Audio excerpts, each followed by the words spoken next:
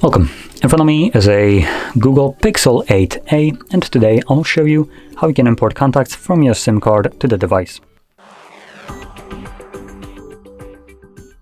So to get started, open up your standalone contacts application, like this one right over here.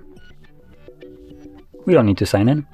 And in here, you're gonna navigate to Fix and Manage, and then Manage SIM, which should show us our contacts.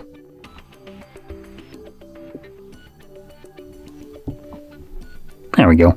Not sure why it didn't show up the first time. But anyway, by default, they will all be selected as long as none of these contacts already exist on your contacts list, or more precisely, in the location where you will be importing them to.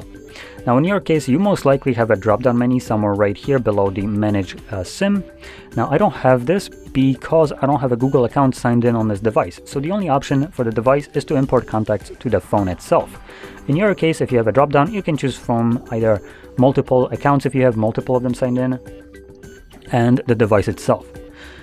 Now, you can also deselect contacts that you don't want, and once you have all the contacts that you want to import selected, click on Import button.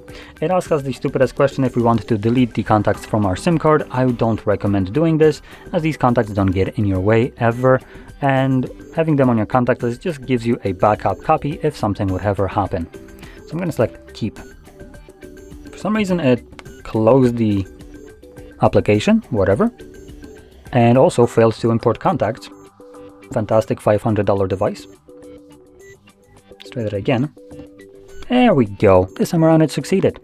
So now when we go to contacts, you can see them right here. Now, depending on where you chose to import your contacts to, assuming you had options, you can switch between the display locations right here, where for me it's the kind of like an icon of a phone.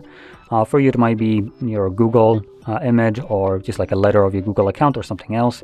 But anyway, you can tap on here and select from the list different display locations, like I said, Google accounts, devices, and stuff like that. So anyway, there we go. Now, if you found this very helpful, don't forget to hit like, subscribe, and thanks for watching.